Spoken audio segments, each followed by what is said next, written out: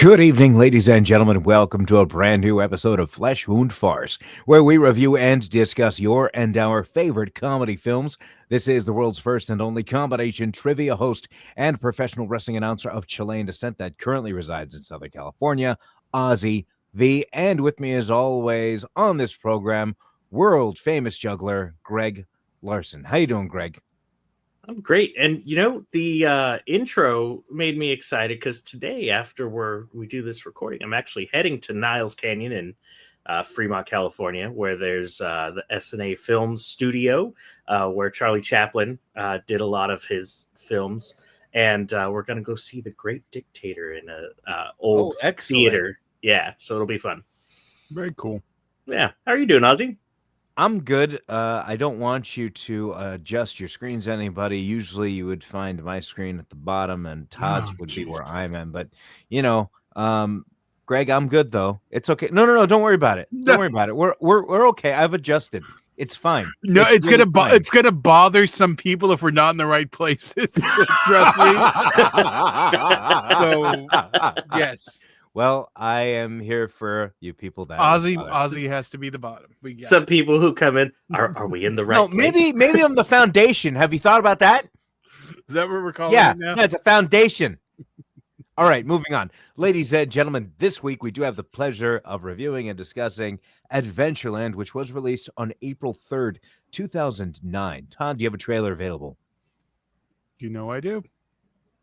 Excellent. My estimate for the Europe trip was a little off. I suggest you get a job. A summer job. Happy graduation, kiddo. I wrote for the Gordian Knot. It was a literary journal. No, I've never actually driven an asphalt mixer per se, but I did once drive my friend's van to Wisconsin on a pretty lengthy road trip. What am I supposed to do? I'm not even qualified for manual labor. Life after college is not exactly what James expected. I don't have much work experience. James? Am I pronouncing that right? James?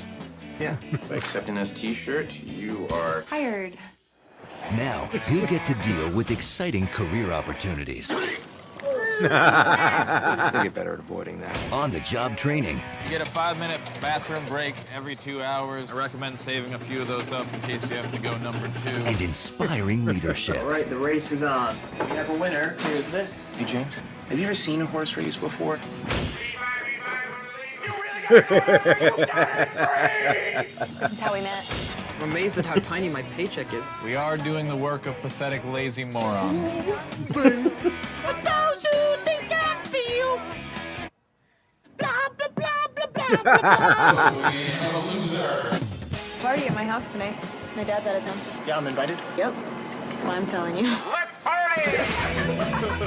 James, every time you meet a beautiful woman, don't you imagine what she'd look like naked? Coming? Yeah, you go ahead. I'll be in a second. Oh, overhead him! Look at this thing. This spring, Be cool with that. from the director of Superbad, Nice bite, Grandpa! There's a whole corn dog! My brother's such a douche. the worst job ever We're trying to kill me. might just lead I love your song. Come on, let's dance. to the best time of his life. You get to refrigerate these? Smell weird? Yeah. Fry these up. Adventureland. You drinking drugs? I think I had a bad corn dog. Yeah, don't ever eat the corn dogs. And that was the trailer for Adventureland, released on April 3rd, 2009, with a runtime of 107 minutes. Rated R, written and directed by Greg Mottola, starring Jesse Eisenberg, Kristen Stewart, Ryan Reynolds, among others, including one, Josh Pais, who played the father of Kristen Stewart's character.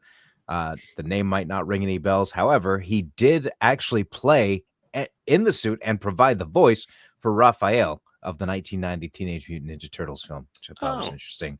Yeah. So moving on here. So initial thoughts. I'm not sure if I confused this movie with another movie. I thought you weren't happy when this was brought up. When this was brought up, I was not happy. But Yeah. when we're watching the movie, I realized I had confused it with another movie, and I had never seen this movie before. I don't know what movie I could have confused it with.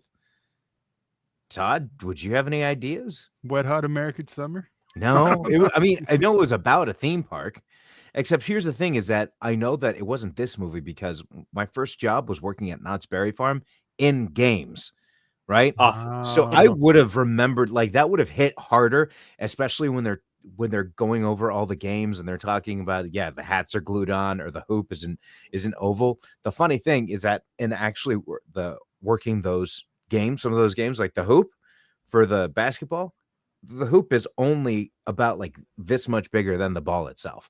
So you need to have a perfect shot to get in there, right? Another game I was working was the air propulsion guns that would have the wine corks in there, except the wine corks would always veer to the side. And then like the people would always tell me like, hey, the corks are veering to the side. I'd just be like,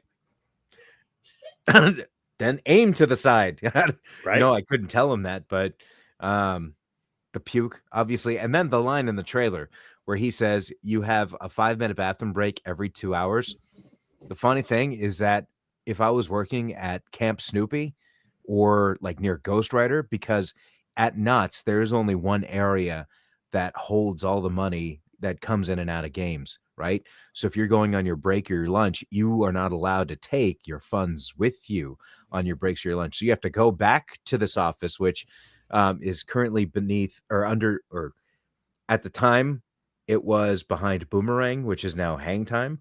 So if you're working in like, you know, that the ghost town where Ghost Rider is, there's an arcade there, or there was an arcade there at Camp Snoopy, like the little coin operated boats or stuff like that. Since it's on the other side of the train, if you were trying to go hit your break or hit your lunch and you got caught by that train, you're just walking right back because you have to be back in that time window, right? So when they said you have a 5-minute bathroom break every 2 hours, I was like, oh my God, like that might sound funny to a lot of people, but that's actually pretty much true. Yep. So it hit a lot of buttons for me. I don't know if the writer director actually worked in a theme park. He must have, because there's some things in there that he's really nailing perfectly, or that was really nailed perfectly within the movie. How about you guys? I mean, this movie, when I watched it, immediately I contacted my old juggling partner from Great America, and I was like, Chris, this movie, like, it hits it right on the head of what life was like, you know, and it so I was really excited to bring this movie on, and I was kind of confused when Ozzy was first saying, "Oh, yeah, I don't." When like Ozzy was being Ozzy. Yeah, but then Excuse you. Yeah, well, Exactly. No, you're being rude. Sorry, Greg. Continue. accurate but rude. Okay, I'll give you that. But he goes, "Oh yeah, and you'd probably, you know, enjoy it a lot more since you have a lot more time at Disney and things like that." I go, no. This is not a Disneyland movie. This is not how things feel at Disneyland.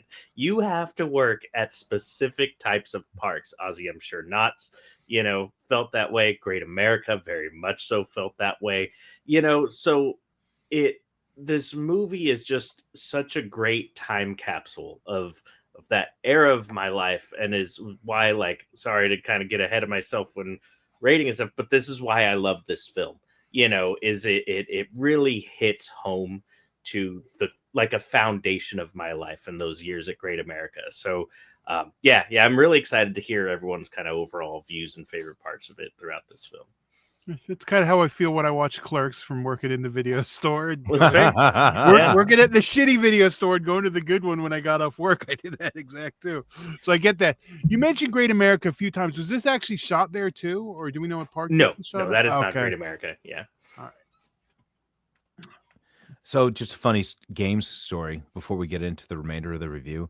One of these days, it was our task to put stuffed animal plush toys back on the racks that were above the skee ball machines, because Knott's Gary Farm had just finished, right?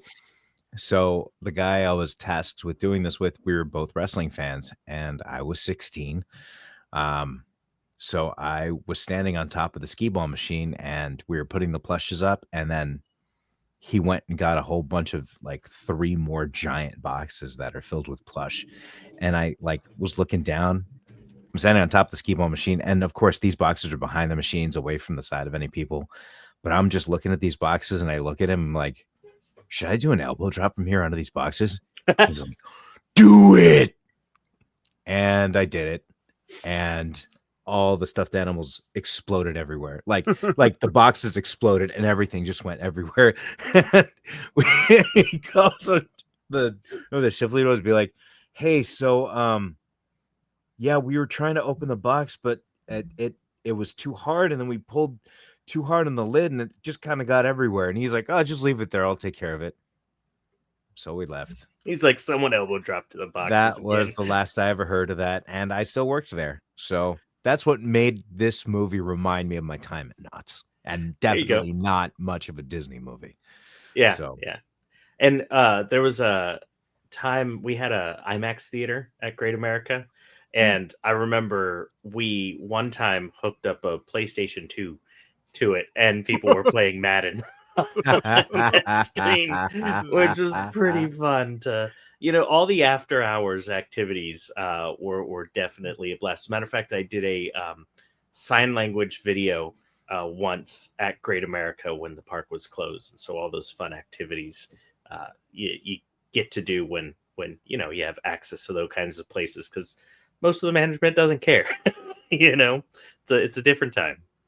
And here we go. The real Adventureland, where Greg Mottola once worked, is in New York at 2245 Broad Hollow Road in Farmingdale on Long Island. That's the real Adventureland he worked at. The one it was filmed at was Kennywood Amusement Park in West Mifflin, Pennsylvania.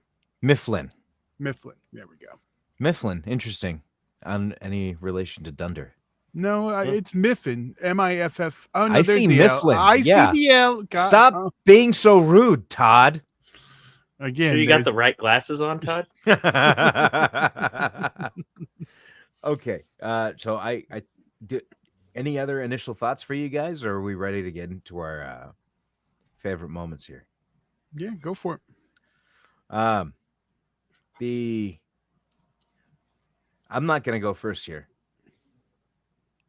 One of you guys has got to go first. All right, Craig, go for it. I mean, favorite moment. I just got to say the overall vibe of this movie. That alone is a favorite part for me, because it really does, like, a lot of films you're like, oh, that kind of reminds me of an era, but like this is so specific to like hitting a core feeling like that. That's overall my favorite thing about it. But let's see.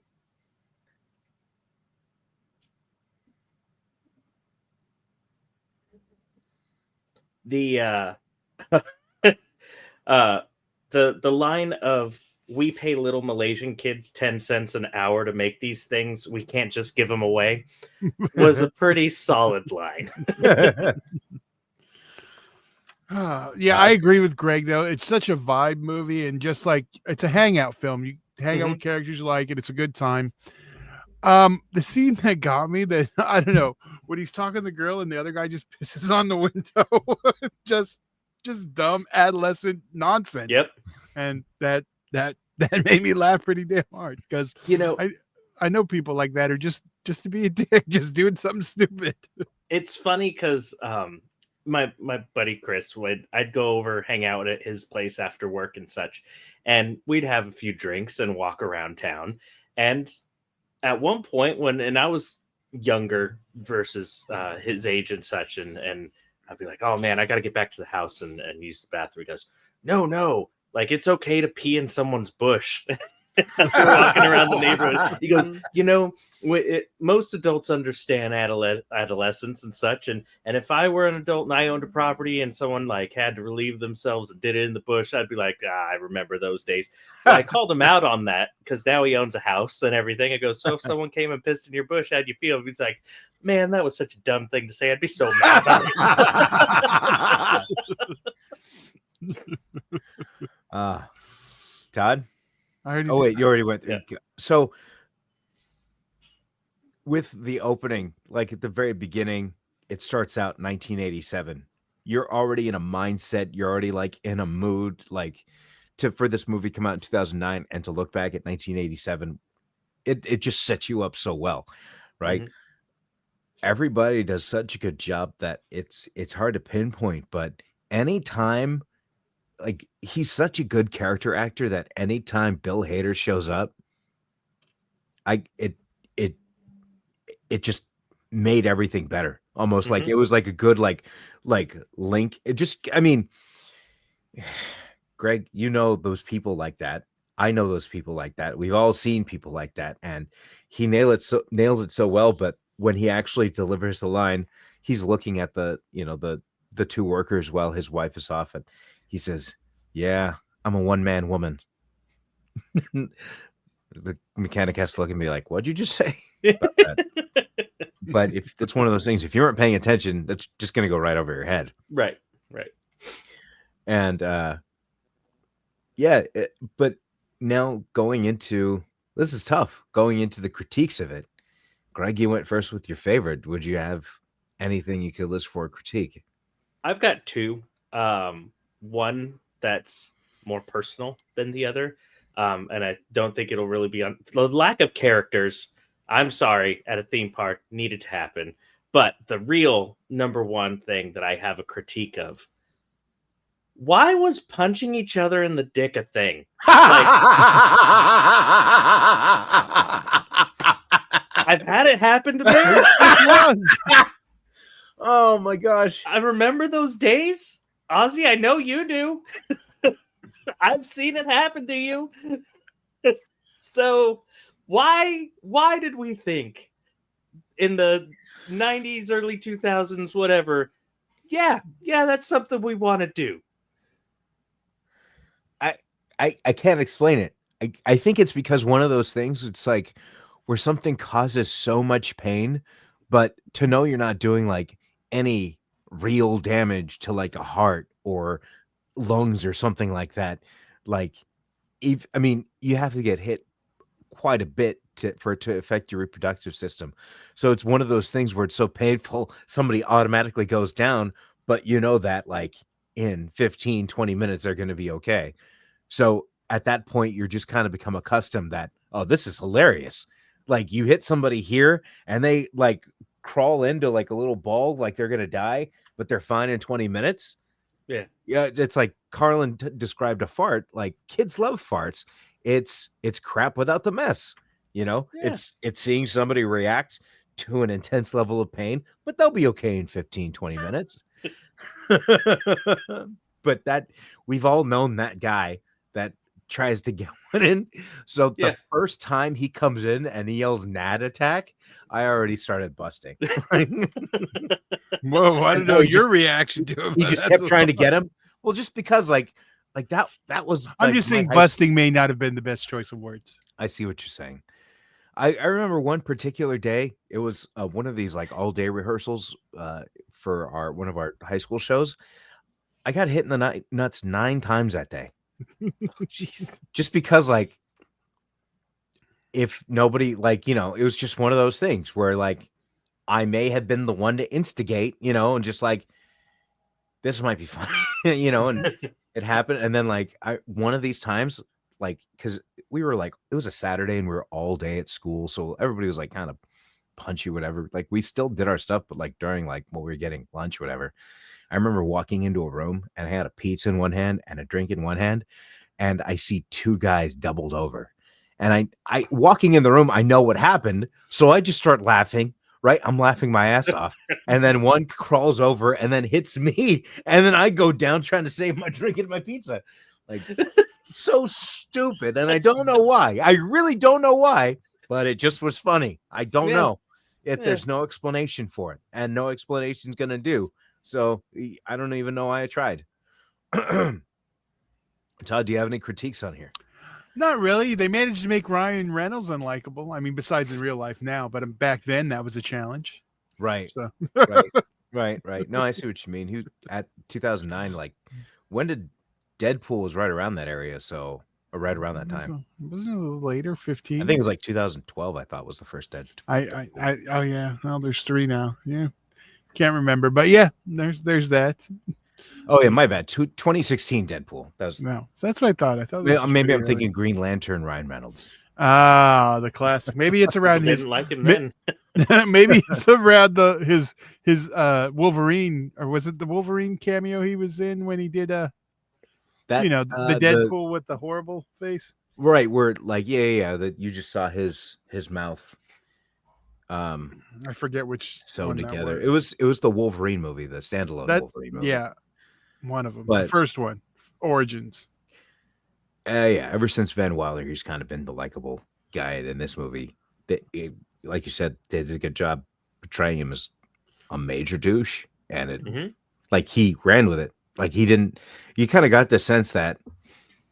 This was the same year as Wolverine, X-Men Wolverine. So yeah, this is when you're right, Ozzy. It's when he debuted as Deadpool. Everybody got because I remember everybody was so excited that he was Deadpool.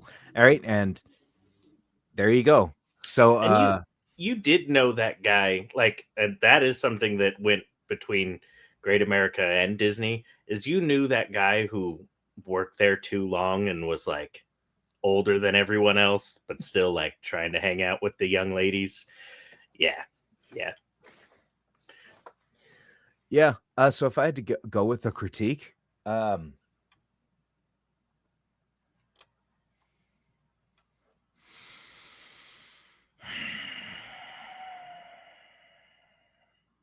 don't know. It's really tough to find because there was a little bit of this movie that reminded me of Chasing Amy, like just like a little bit. So but there was like a part. But here's the thing: is that like the lead up to that moment that you know is going to happen, that awkward moment where the truth is going to be revealed.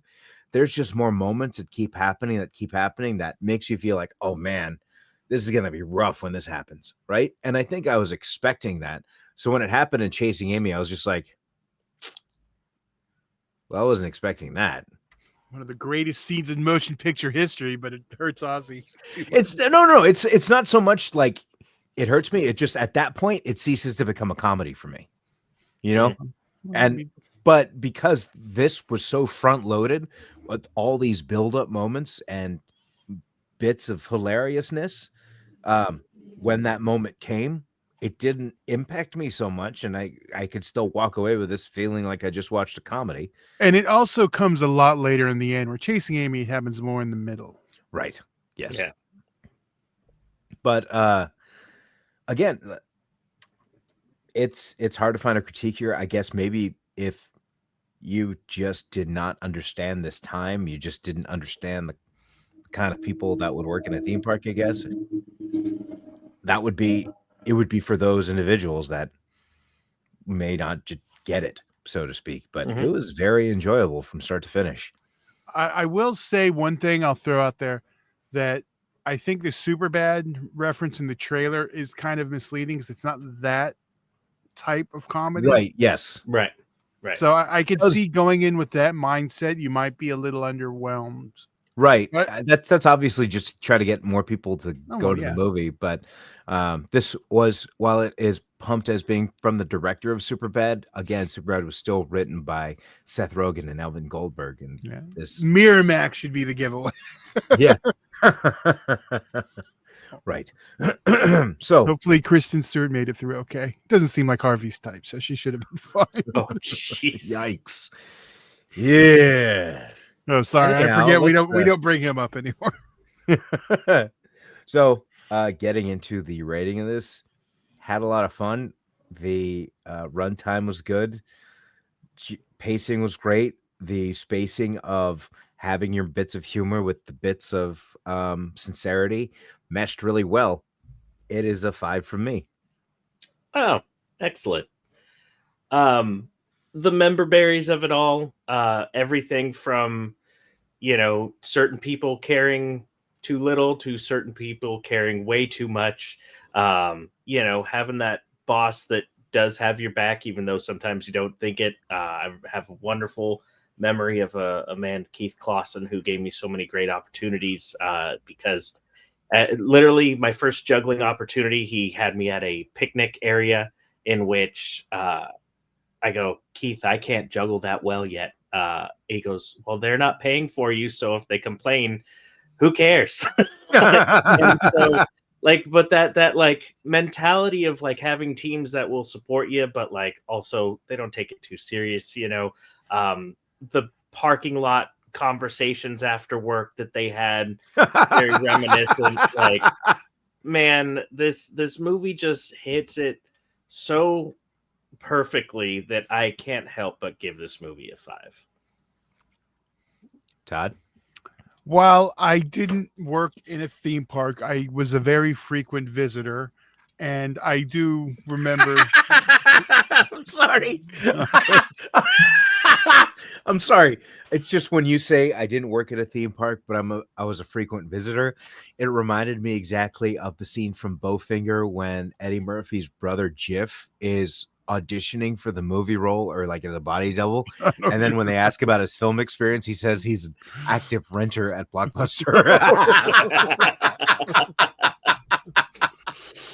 I'm sorry, But- continue. You are an active visitor or an active guest. There we go. But just that time and that vibe, everything. It's just a fun hangout movie. It's a good time. It's a time that really no longer exists. Although I think there still is that. If you hit a Knott's Berry Farm, that section of the younger employees that are still doing similar things. I'd like to hope so, that we haven't all just. Here's the interesting thing that might be a level of context is at least when I worked there, the color of your name tag would determine if you were a minor or an adult.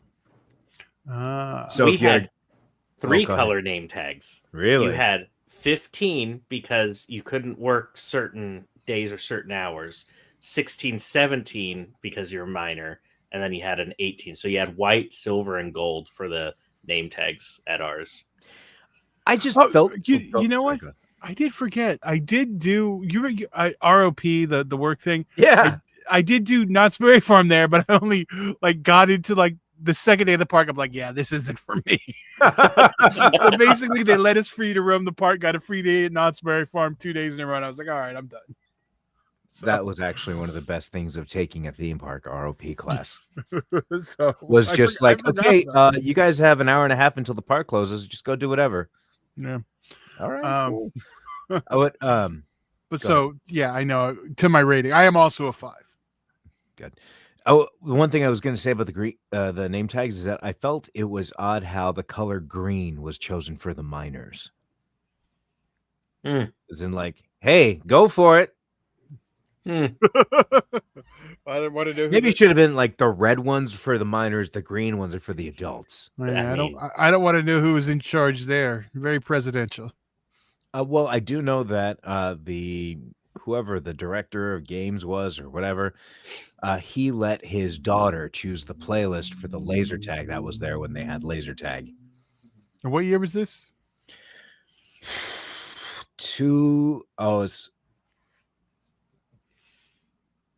I was hired in 2001 of April and so early worked 2000s. until May of 2002 there. Yeah, it was about a year.